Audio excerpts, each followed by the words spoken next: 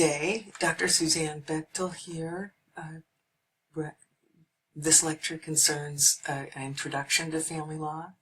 So we're going to go into what are the basics of getting introduced to this area of law.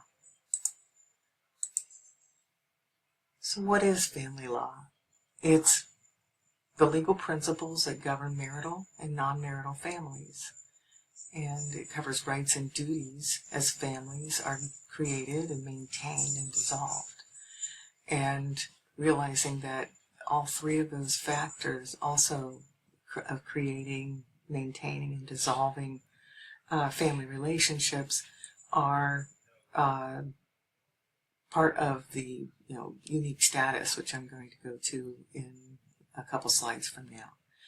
But what family law does is define our relationships, our rights in those relationships, and what the duties are in forming and ongoing, keeping the existing relationship ongoing in a legal sense, and also if there's dissolution of marriage and other family units. So it's pretty tight when you look at it here, but as we move about this lecture, you'll see also that there's a lot of other influence of law that isn't exactly related to family, but intersects with the family law practice quite a great deal. And it's important to note that the family structure has changed, and this illustrates a 75-year overview of the structure of family. Over the 75 years, you can see there's been quite an increase in the unwed birth rate, the living situations where they live with both parents back in the 60s much more. And then in the 80s, we started to see that decline in seeing more and more of children in single homes as opposed to homes with both parents. And then finally, this is a 2014 copyrighted textbook. I took this from the Statsky family law textbook. So I don't know what the past 10 years look like, but I can only assume there's an increase in, or decrease in children living with both parents and increase. So you can see the increase of unmarried parents. You can see the decrease over the years with both parents, which only implies that, not a social structure. That's not why I'm bringing this. It simply implies that the laws of family law have had to change due to family structure and societal incidences or societal norms or changes, etc. are what influence the law and promote the legislature or incline the legislature to do something. As we're going to see, there have been quite a drastic difference, not just in the family structure, but in the 21st century, the equality of the sexes has also brought about more and more change to the law. So this next slide has a film from YouTube, Women as Legal Property. Up until the 1870s, women didn't have the right to own their own property. Because they were considered property of their husband, and if they went to work outside the home, their wages belonged to their husband. Single women, widowed women had a bit more right to their property, to their wages, things like that. But your husband was entitled to beat you and do just about anything he wanted to you. If they could get divorced, the children also belonged to their husband. Literally people believed that educating women would damage their reproductive organs. Women didn't have access to higher education. They couldn't borrow money without their husband signing for it. And that continued until 1974. Women couldn't serve on juries. They couldn't make the laws, but they had to pay the taxes. And the women who did enter the public arena as factory workers and traders, and who were already working in the fields as slaves, in some ways they were defined out of the category. They were failed women.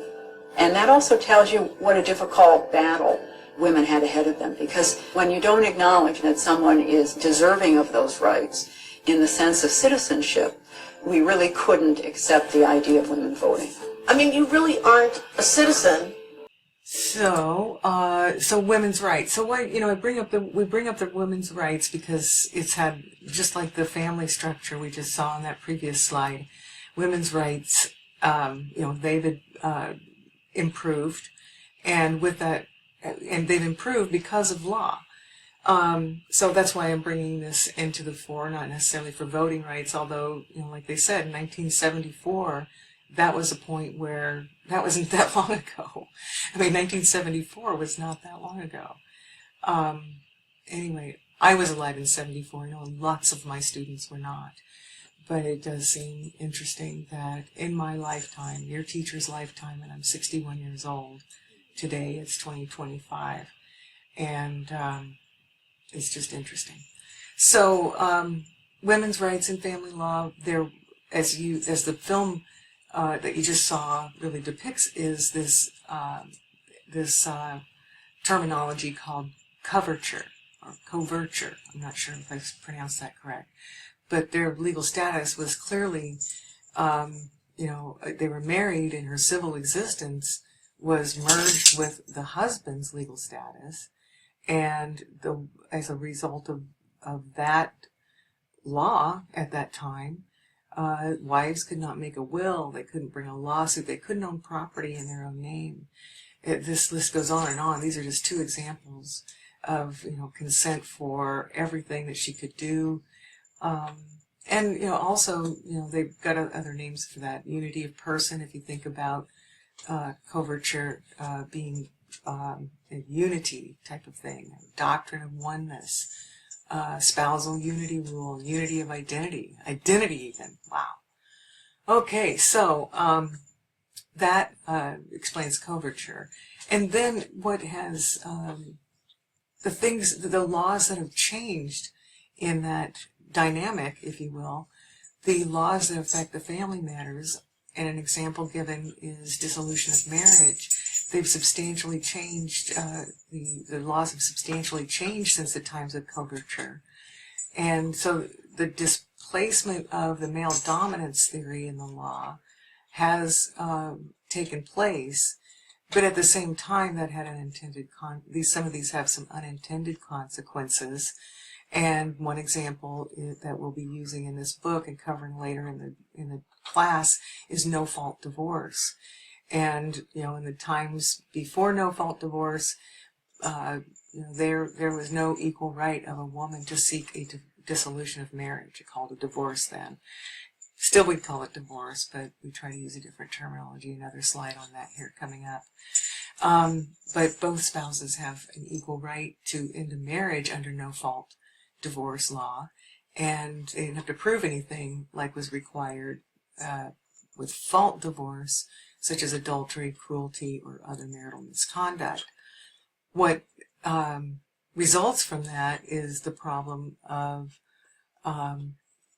some the unintended consequences were if a husband in the days of coverture, or even prior to 1974 when no-fault divorce laws started cropping up, at least the husband was the only one to request the dissolution of marriage, or divorce as it's called then. He was the only person with that right, and the only person in that relationship with that right. The result was, well, then the wife had a bargaining chip for property and for property rights and that sort of thing. It's like, no, they just had a bargaining chip. They could get more of that. But then no-fault divorce brought about either party can get a divorce without, didn't matter. So they lost that bargaining chip. Women lost that bargaining chip. And other laws have already also come into play, like equitable distribution, which we'll talk about. But, times have certainly changed as far as women's rights in family law. Another change that's happened over the years is an increased federalization of family law. And family law has substantially been within the responsibility of state law. And there's no, because there are no specific enumerated powers under the United States Constitution as far as family law. And so the 10th Amendment says power is not delegated to the United States by the Constitution or prohibited by it to the states. Pardon my typo there. They're reserved to the states respectively or to the people. So family law falls within the responsibility of state law. However, federal law has become increasingly more important because of the rights and benefits that come along with some of the outcomes of family law. For example, alimony, federal taxation and bankruptcy laws have an effect, and those are federal laws that have an effect on family law at the state level. And then there are other areas like today, the illegalization of abortion. Paternity also has some U.S. constitutional federal law implications. That a parent's rights are inherent to in the United States Constitution. And then we have interstate child custody issues. So people are much more mobile over time. So parents are not always finishing a marriage through dissolution or getting paternity resolved. In, for example, the state of Florida, one of those parents may already be outside of the state of Florida or move outside the state of Florida. And so we have interstate issues to resolve, and federal statutes are what help to manage that type of situation. And we'll cover that later in the course too, is the interstate child custody issues. And then, child support is an area where there is a lot of need for legislation and also a lot of need for funds to pay, to help single parents over the financial burdens of single parenthood. And oftentimes child support isn't being paid by the payor parent. And so federal legislation has come into bringing that to some solution, if you will. And but with that legislation, the states also, the money from the feds needs to funnel down to the states. And to do that, the federal regulations and statutes tend to also twist the arm of states, because if they want the money that the feds have, they're needing to follow more federal legislation than state legislation and regulations. So more of that will also be discussed later on in the course. So family law has a contract dimension, and it's I think the point of this is to demonstrate that the contract dimension of family law also has a large focus in the family law environment. We have the status of participants, and the status of your participants in a family creates a bundle of rights in the law.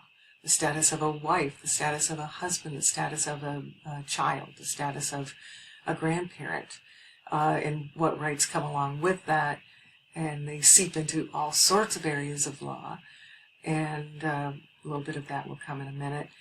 But that's as this pyramid demonstrates, that's a huge part, that's the largest part of the contract dimension of family law, is what comes along in this bundle of rights in the law.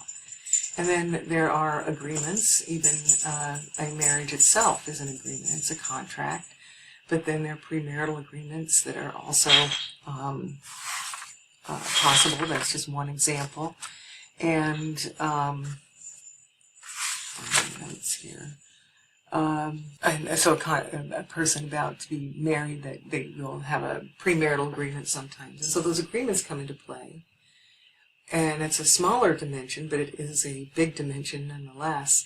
And then police power, and that's the inherent power of a government to impose the laws deemed necessary and proper for public security, health, morality, and general welfare.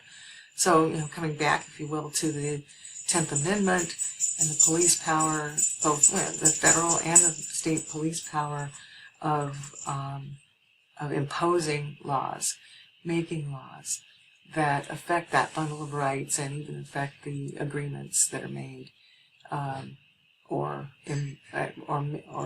become implied by as a matter of law. That's the contract dimension of family law, and a lot of things that can be handled in separate agreements outside of that legal status, for example.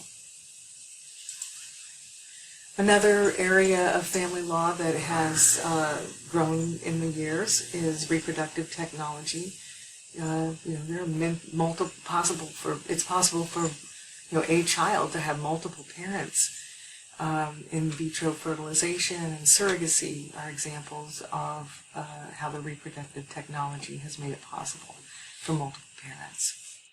And this science has brought with it new questions in the law and new laws that have been promulgated or decided in adjudication of cases to further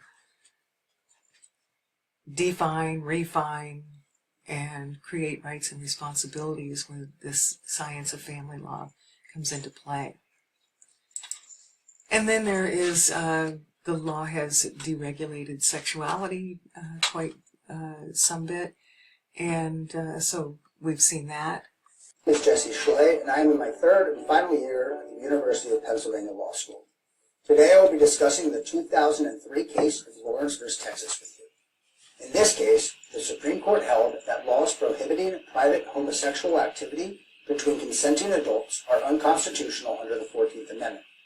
Before looking at the facts of this case, it is important to cover some of the background information on this area of the law. In 1960, every state in America had an anti-sodomy law. Legal punishments for violating these laws included heavy fines, prison sentences, or both. Further, heterosexual relationships also had laws regulating their private activity. This started to change in 1965 with the case of Griswold v. Connecticut, where the Supreme Court struck down a law that prohibited the use of contraceptives by married couples. The Supreme Court recognized, for the first time, that a married couple had a right to privacy.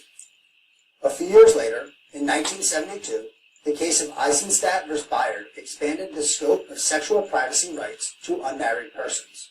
And in 1973, the Supreme Court held that the Constitution protects the right to have an abortion in Roe v. Wade. However, in Bowers v. Hardwick, decided in 1986, the Supreme Court upheld a Georgia anti-sodomy law, emphasizing that its past privacy decisions, like Eisenstadt and Roe, only recognized a right to engage in procreative sexual activity. Furthermore, the court found that the long-standing moral disapproval towards homosexual activity was enough to argue against the notion of a right to sodomy. By the time of Lawrence v. Texas, in 2003, 10 states still banned consensual sodomy regardless of the sex of those involved, and 4 states prohibited same-sex couples from engaging in any consensual sexual relations. With the law outlined, back in 1988, Houston police responded to a call for a weapons disturbance at John Lawrence's apartment. They entered the unlocked apartment and witnessed Lawrence engaging in a private, consensual sexual act with another adult man. Both were arrested and convicted of deviant sexual intercourse in violation of a Texas statute forbidding 2 persons of the same sex to engage in certain intimate sexual conduct. Lawrence pled no contest to the charges and waived his right to a trial and was found guilty and fined. Assisted by Lambda Legal, a gay rights advocacy group, Lawrence appealed. However, the courts of appeal in Texas affirmed his conviction. Lawrence then petitioned the Supreme Court of the United States, which agreed to hear his case. The key issue before the Supreme Court, and before you now, is whether the Constitution protects the right for consenting adults to engage in certain private sexual activities.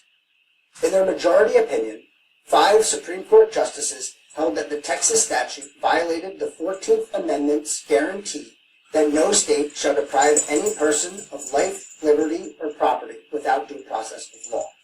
According to Justice Kennedy, in the years since Bowers, attitudes towards homosexuality had changed, and the court's understanding of the right to privacy had been expanded. Thus, the court overruled the 1986 decision in Bowers. This is noteworthy because of the importance of stare decisis. Stare decisis is the legal doctrine that requires courts to follow decisions in previous cases, a precedent when making a ruling on a similar case.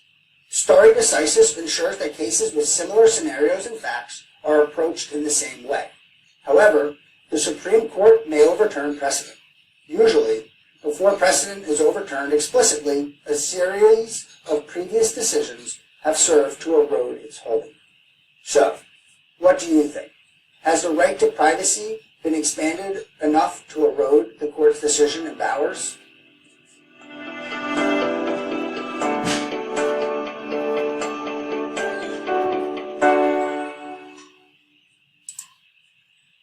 So what we've seen so far in this lecture are the influences of law and the changes in law and how the influences of societal needs and differences, and that influences how the laws are changed over time. And so the next topic within all of that is recognizing how unique the family law case is. And this little picture over here, if you can see it right here, is one that I have had for a long, long time for family law and used plenty of times in the past in lectures because it really illustrates a couple of things. Unfortunately, it illustrates discord. And that matters in this conversation because family law tends to, especially dissolution of marriage, paternity, things involving children and property and taxes. But this is a situation, this is a depiction of two parents and a child feeling a little bit like, which side is more balanced for me. But anyway, the difference really is adjudication versus legislation is something that we talk about in Intro to Legal Systems. In this case, or in this slide, I'm illustrating that same concept that if you took my course you would have been exposed to, is that adjudication, and that's the court-made law, takes a narrow focus on past events. And what happens is the judge looks through a magnifying at one case and declares what law is applicable. And sometimes law is made in the process of it, and that would be a byproduct of the case. And as the presenter on that film showed, this is stare decisis. This is precedent. This is letting things, letting the decisions of the past stand. But where law is needed to be changed, those byproducts of the case could represent those changes. Adjudication in most civil cases is a process where the judge is deciding to resolve disputes between the parties, and it's a isolated set of prior facts. So it's a snapshot in time of past events. And in most other civil cases, it ends and everybody walks away and it's over. However, in family law cases, we have this constant, this future effect, especially where children and spousal support are concerned. Spousal support, as you'll see in a minute, meaning alimony. And then, of course, child custody or parental sharing, we call it in Florida. Those are the areas that that future effect is also being looked at and will probably, very likely, especially where there are children and support issues of either spousal or child or children involved, there will be a continuous need to resolve potential problems and disputes that come up. So it's more fluid, it's more flexible. And these past events also help to shape the future behaviors and the relationships, because that narrow focus on the dispute unravels things like, domestic violence. It's just a myriad of different things that come up that in that initial piece of determining parenthood, deciding on child custody issues, it still is going to rest with the child and what's in the best interest of the child. So the court has ongoing jurisdiction over that issue. So family law cases, evolve throughout the case itself and into the future. So a few times so far in this lecture, I've talked about some different terminology we use today. We're still using the word divorce, but today we call it dissolution. And those changes were that came out of the desire of legislature to remove the bias that comes with the term divorce. Spousal support used to be called alimony, but suffice it to say, divorce and alimony still come out of my mouth. But the terminology we should be using might be spousal support or maintenance instead. And we used to use the term illegitimate child or even bastard to describe a non-marital child. And again, to remove that bias, that identity crisis that can ensue from that type of terminology. Non-marital child is what we say now. We use the term primary caregiver instead of custodian. We use parenting plan or shared custody instead of custody and visitation. And then there's the unmarried couple that we used to use a meretricious relationship, as in an unmarried couple relationship. But these more softened terms are helpful to remove bias. I think lastly here we have the scope of family law and how it really is. One of the reasons I think I really loved family law is I like helping people. That was a big reason. But also it's interesting how other areas of law tend to cross over into family law. If you just think of any person, and then that future effect that we were talking about in the last slide, we're unique in family law cases, and that continuing prediction of a continuing need for resolution of future matters in a family that's dissolving or a parenthood that's starting. But then the other areas that come into play, which we'll talk about, are things like criminal law.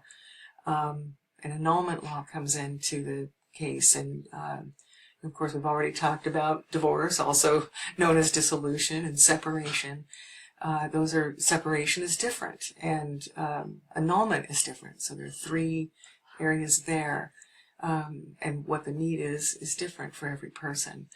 The custody laws come into play, support laws come into play, contract law and agency law, real property law is huge. You really need to know your real property law and personal property law to be in a paralegal role or any type of a legal professional. Corporate and business law comes into play. There are just all sorts of reasons for that to come into play. Then we have the scope of family law also, can bring financial problems and possibly provoke one or both of the dissolution, the marital parties to need to file bankruptcy. There are torts that come into play between family members. Civil procedure law comes into play as you navigate, a case through the court system. And we have evidence law because we're in the court system. Juvenile law comes into play. Tax law, where we deal with alimony and child support, those come into play. The fact that in marital, for example, a dissolution of marriage brings about as operational law the inability to take there may be some estate issues that come into play. Social Security law, juvenile law, they've got that on there twice. And then professional responsibility and ethics. So, this first presentation, it's lasted about 34 minutes. It was intended to help you just see some of what's going to happen and what you're going to learn more about in this class. Every bit of this is going to be recovered in a larger sense, and hopefully you'll draw your attention to some important principles that have shaped family law over time. So thank you.